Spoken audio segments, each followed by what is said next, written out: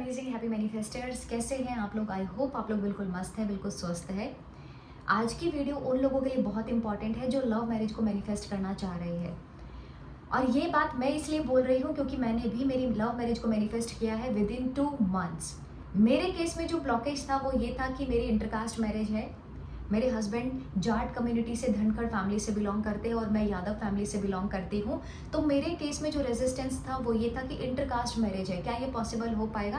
But this is possible. 2 month के अंदर मैंने ये चीज़ को पॉसिबल कर दिखाया with the help of law of attraction.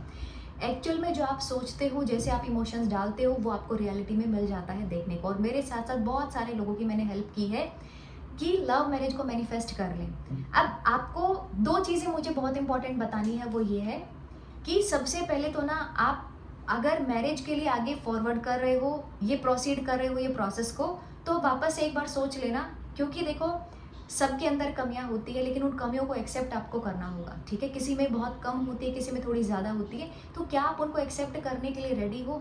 बहुत सारे केसेस में मैं ऐसा भी देखती हूँ कि मैरिज के बाद में वही चीज़ों से प्रॉब्लम होने लगती है ना। फॉर एग्जाम्पल, क्योंकि काउंसलिंग भी करती हूँ मैं और ये बैचेस भी चलते हैं मेरे, तो बहुत सारी चीज़ें मुझे पता चलती है जिन पर उनको काउंसलिंग की नीड होती है कि पहले वही चीज़ें बहुत अच्छी लगती थी, लेकिन मैरिज के बाद में वो जो पॉजेसिव नेचर है वो बहुत अजीब लगता है। तो ये सारी चीज़ों का आप अच्छे से ध्यान रखना।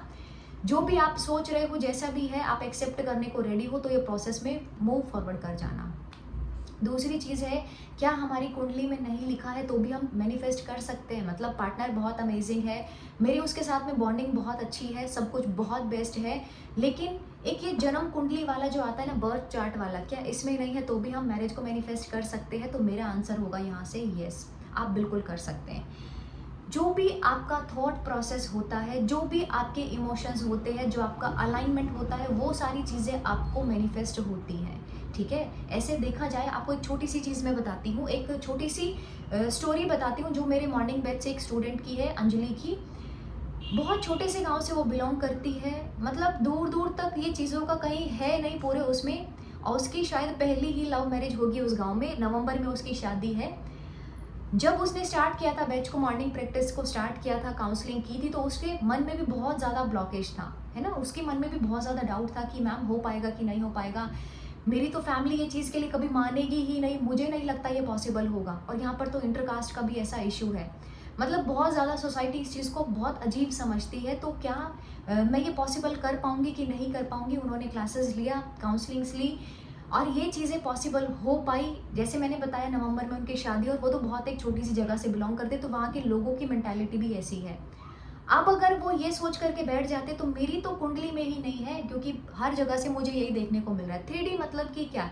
जो भी आपको अभी रियलिटी में दिख रहा है, मतलब लोग आपको क्या बोल रहे हैं, आपके पेरेंट्स आपको क्या बोल रहे हैं, उस चीज़ को हम 3D बोलते हैं, ठीक है? जो भी आपका रियलिटी अभी दिख रही है। अब इसमें क्योंकि सब कुछ ऑपोजिट में है, तो अगर आप ये चीज़ को लेकर के गिव अप करने की कोशिश करते हो कि ये मेरी कुंडली में नहीं है, ये तो मेरे बर्थ चार्ट में है ही नहीं, ये तो पॉसिबल ही नहीं है, तो फिर ऐसा ही अगर वो सोचते हैं, उसके जैसे बहुत सारे स्टूडेंट सोचते, तो क्या पॉसिबल कर पाते?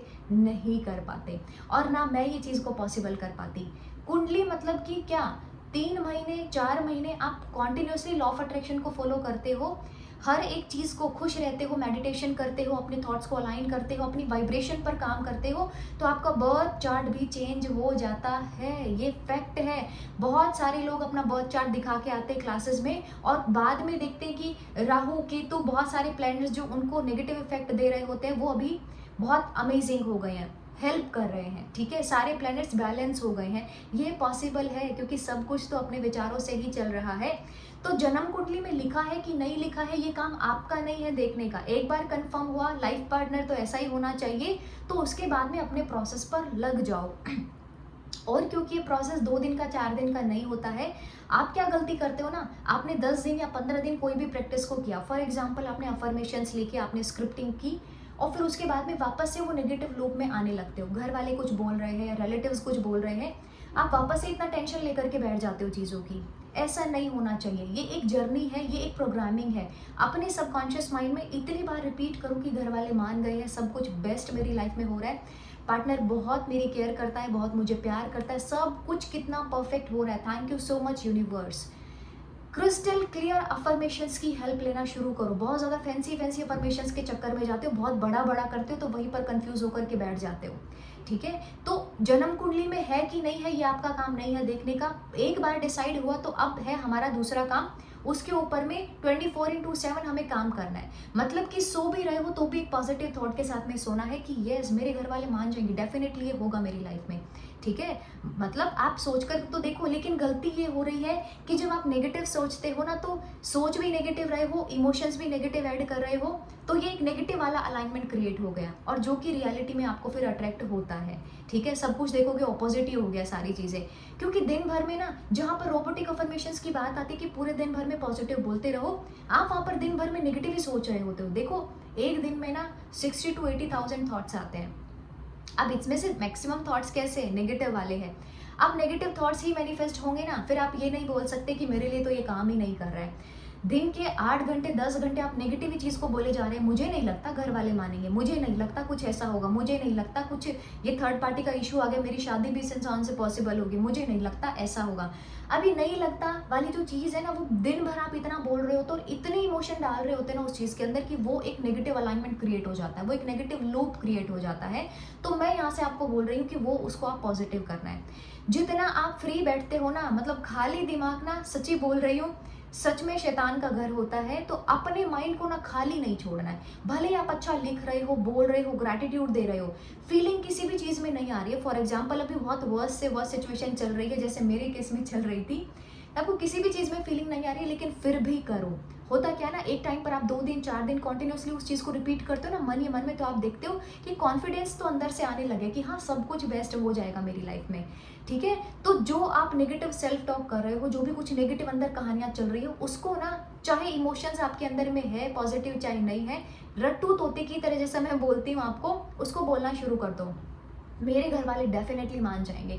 इसमें तो कोई रेजिस्टेंस नहीं आ रहा है ना। रेजिस्टेंस तो तब आ रहा है जब आप ये बोलोगे कि मेरे घर वाले मान गए हैं, तब आपका कॉन्शियस माइंड आपसे 1000 सवाल पूछता है, कहाँ माने हैं, क्यों झूठ बोल रहे हो। तो सीधा बोलो ना, मुझे पता है मेरे घर वाले मान जाएंगे। Thank you so much universe मेरे घर वालों को मनाने के लिए, thank you so much universe मेरा ये काम बहुत आसान करने के लिए, thank you so much universe partner का नाम लेकर के, पार्टनर की इमेज को सामने रखे कि इसी के साथ में मेरी शादी कराने के लिए। ठीक है, आपका सबकॉन्शियस बहुत पावरफुल है। अगर आपको फिर भी ऐसा लगता है ना कि क्या ये पॉसिबल होगा, आप ना पूरे एक दिन के लिए एक एक्सपेरिमेंट करके देखो। क्या करना है, आपको बोलना है thank you for showing me butterflies. आपको कई बटरफ्लाइज दिख नहीं रही है, लेकिन आप बोल रहे हो, सिर्फ एक अफर्मेशन दे रहे हो अपने माइंड को।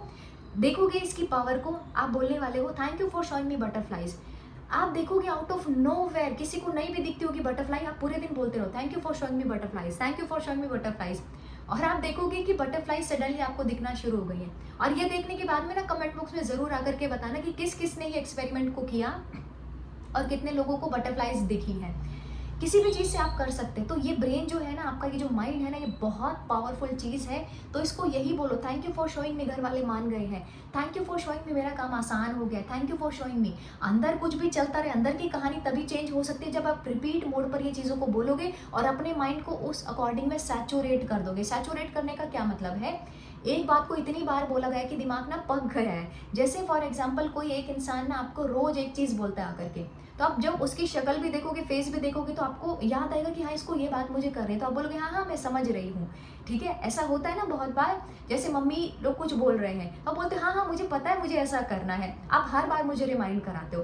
तो माइंड को ना इतना पका दो, इतना सैचुरेट कर दो वो चीज़ से कि कुंडली में ना हो तो भी वो चली आए। क्योंकि जैसे मैंने बताया ना, हमारे जो प्लैनेट्स होते हैं ना, वो भी हमारे थॉट्स के ऊपर ही डिसाइड होते हैं। इसका बहुत बढ़िया एग्जाम्पल आपको मैं देती हूँ। किसी का for example Rahu Ketu balance नहीं है कुंडली में, तो वो इंसान ना अपनी हेल्थ के ऊपर फोकस नहीं करेगा, पूरे दिन लेजी लेजी रहेगा। या बैलेंस भी होगा, अगर गड़बड़ होना शुरू हो रहा है, मतलब उसको अपना टाइम टेबल देखना पड़ेगा कि वो लेजी हो रहा है, पूरे दिन बेड पर ही पड़े रहना उसको अच्छा लगता है, कोई एक्शन ही लेना उसको अच्छा नहीं लगता है, या ऐसा हो रहा है कि उसको बहुत ही एक्स्ट्रा कंफर्ट जोन की आदत हो गई, या हेल्थ बहुत खराब होती जा रही है।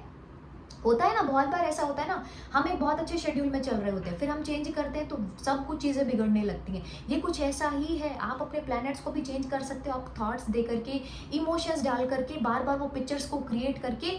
तो जो आज इस वीडियो से आपको समझ में आया है वो ये है कि डोंट गिव अप। आज एक सपना छोड़ा है, कल को दूसरा ड्रीम छोड़ना पड़ेगा, फिर तीसरा, फिर लाइफ जैसा चाह रहे हैं डिज़ाइन करना वैसा नहीं कर पाएंगे।